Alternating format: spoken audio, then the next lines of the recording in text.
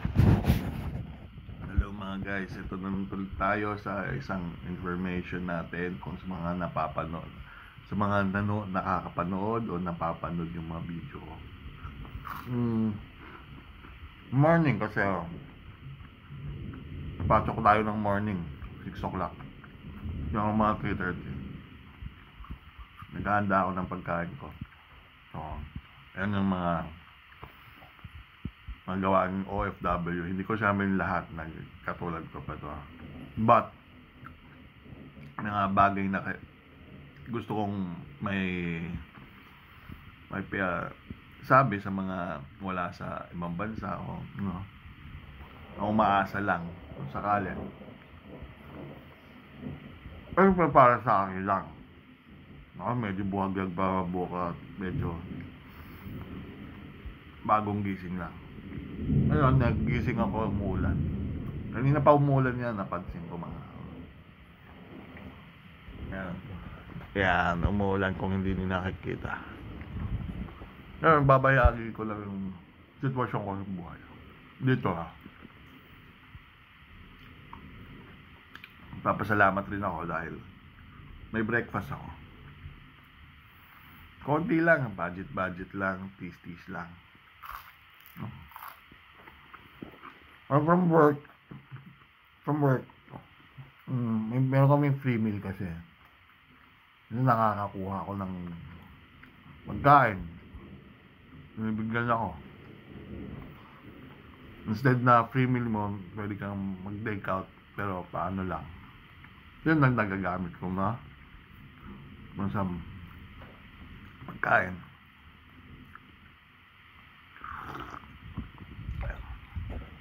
So, meron kaming tinapay.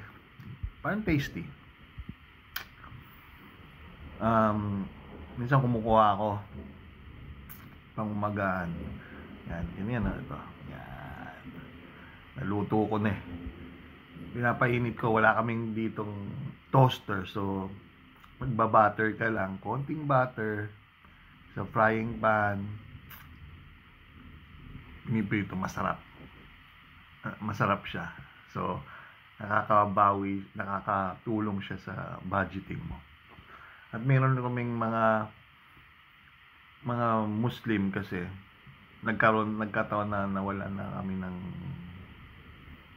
wala na silang makain, yung parang ano lang, yung handa, yung meal nila naubos na.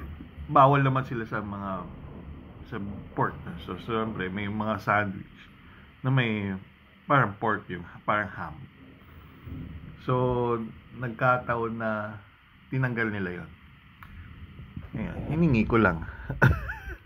Ayan. So binigay naman nila. So ayan, another information na nalipasan mo yung ano mo, gutom mo at nakapag-budget ka. Nabili mo yung kailangan mong mabili. Tapos kumuha lang ako ng tea. Tea dito, tea bags. Sabihin natin worth it. Worth it naman. Hindi ko sinabing mura, but worth it kasi yung sa kinikita mo. Talagang hindi katulad ng Pilipinas na kunyari bibili ka ng ganyan, yung sahod mo parang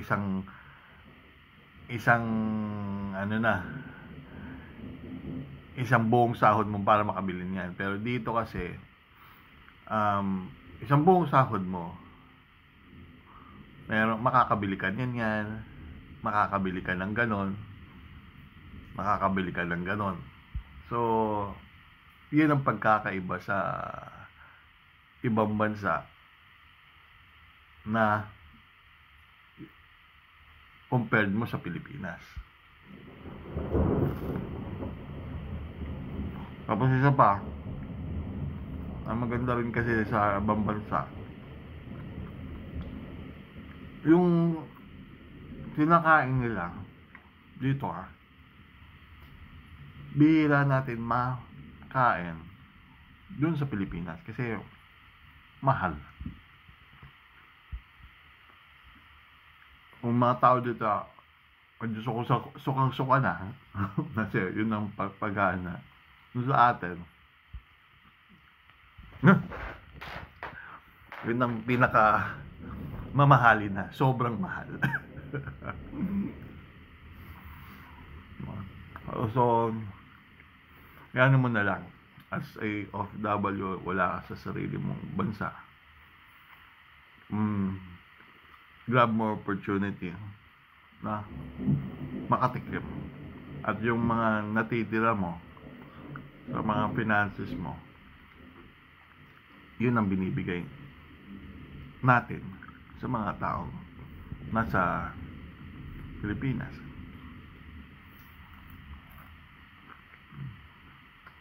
Makabal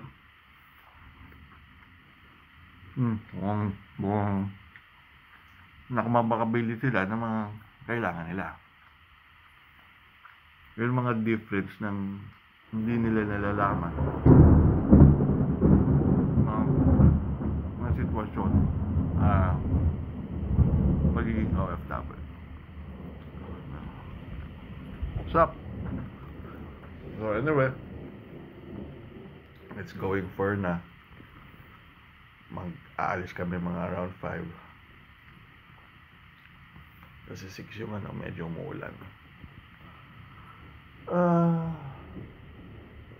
Damit kong nasampay kahapon kasi dumating kami mga around 9. Yun, actually mga 10, 12 nung nagising ako, medyo umulan na, kumukulog hindi ko na yung damit ko.